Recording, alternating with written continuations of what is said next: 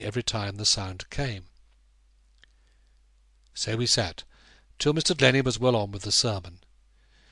His discourse interested me, though I was only a boy, for he likened life to the letter Y, saying that in each man's life must come a point where two roads part like the arms of a Y, and that every one must choose for himself whether he will follow the broad and sloping path on the left, or the steep and narrow path on the right.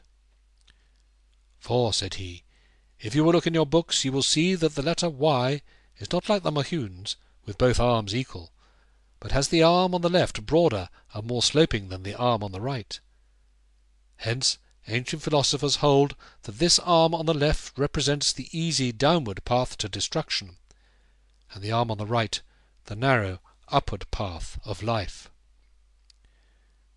When we heard that, we all fell to searching our prayer books for a capital Y, and Granny Tucker, who knew not A from B, made much ado in fumbling with her book, for she would have people think that she could read.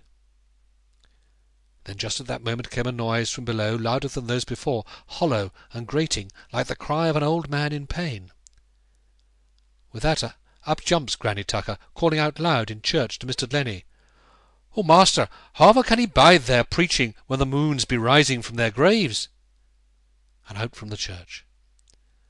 That was too much for the others, and all fled, Mrs. Viney crying, "Lord's sakes, we shall all be throttled like Cracky Jones." So in a minute there was none left in the church, save and except Mr. Glennie, with me, Ratsey, and Elzevir Block. I did not run, first, not wishing to show myself coward before the men, second, because I thought that if Blackbird came he would fall on the men rather than on a boy, and third, that if it came to blows, Block was strong enough to give account even of a Mohune. Mr. Glennie went on with his sermon, making as though he neither heard any noise nor saw the people leave the church, and when he had finished, Elzevir walked out, but I stopped to see what the minister would say to Ratsey about the noise in the vault. The sexton helped Mr. Glennie off with his gown, and then, seeing me standing by and listening, said, "The Lord has sent evil angels among us. 'Tis a terrible thing, Master Glennie, to hear the dead men moving under our feet." "Oh, tut, tut," answered the minister, "it is only their own fears that make such noises terrible to the vulgar. As for Blackbeard, I am not here to say whether guilty spirits sometimes cannot rest and are seen wandering by men, but for these noises, they are certainly nature's work, as is the noise of waves upon the beach. The floods have filled the vault with water, and so the coffins, getting afloat, move in some eddies that we know not of, and jostle one another. Then, being hollow, they give forth these sounds you hear, and these are your evil angels.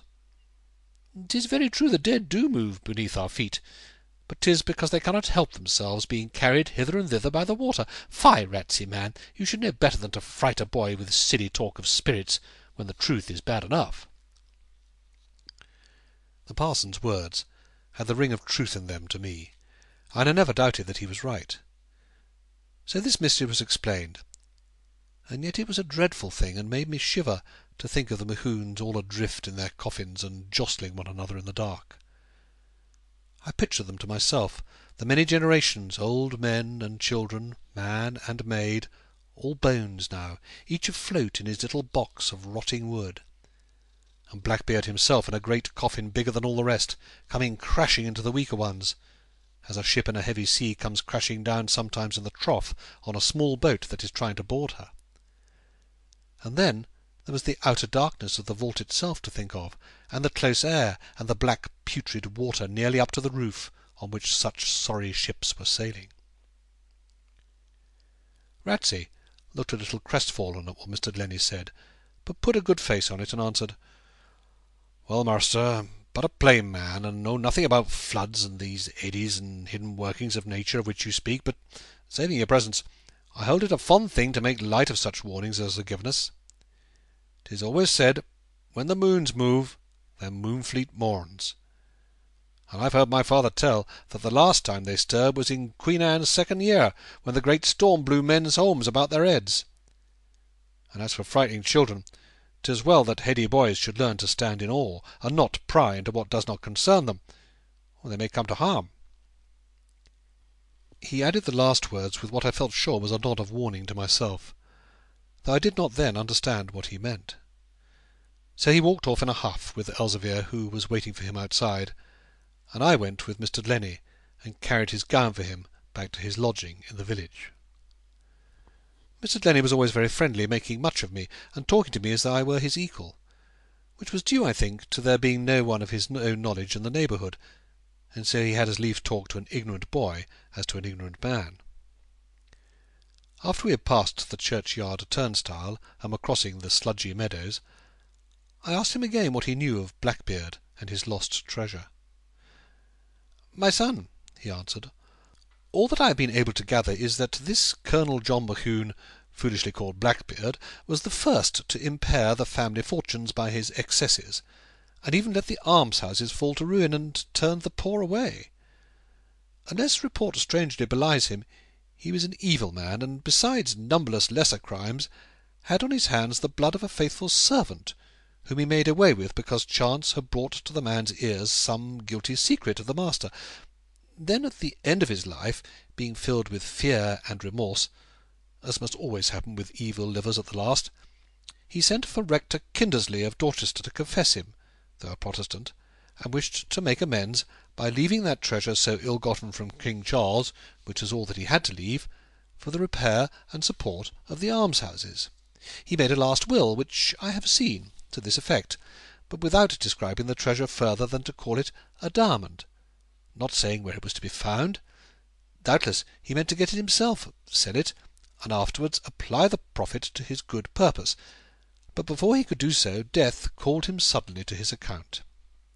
So men say that he cannot rest in his grave, not having made even so tardy a reparation, and never will rest unless the treasure is found and spent upon the poor."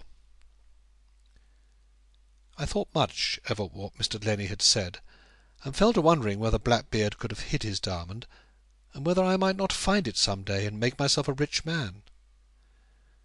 Now, as I considered that noise we had heard under the church, and Parson Glennie's explanation of it, I was more and more perplexed, for the noise had, as I have said, something deep and hollow booming in it, and how was that to be made by decayed coffins? I had more than once seen Ratsey, in digging a grave, turn up pieces of coffins, and sometimes a tarnished name-plate would show that they had not been so very long underground, and yet the wood was quite decayed and rotten. And granting that such were in the earth, and so might more easily perish, yet when the top was taken off old Guy's brick grave to put his widow beside him, Master Ratsey gave me a peep in, and old Guy's coffin had cracks and warps in it, and looked as if a sound blow would send it to pieces.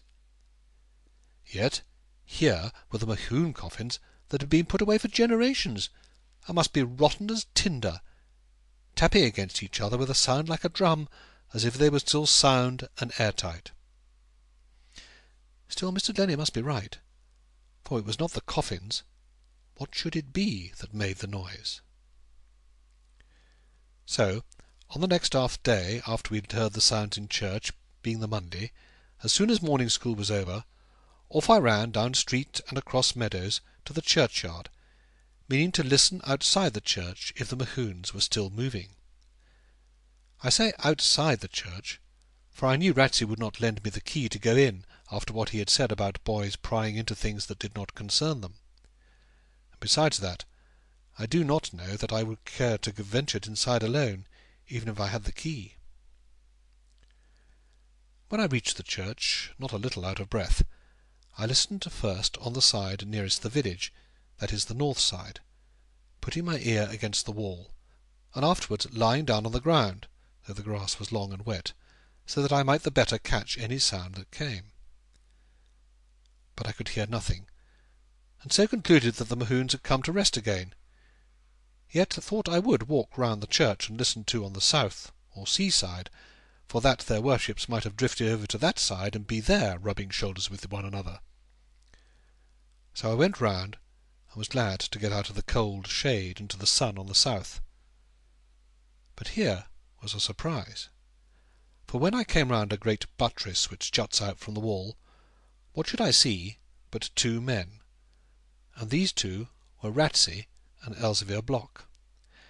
I came upon them unawares, and lo and behold, there was Master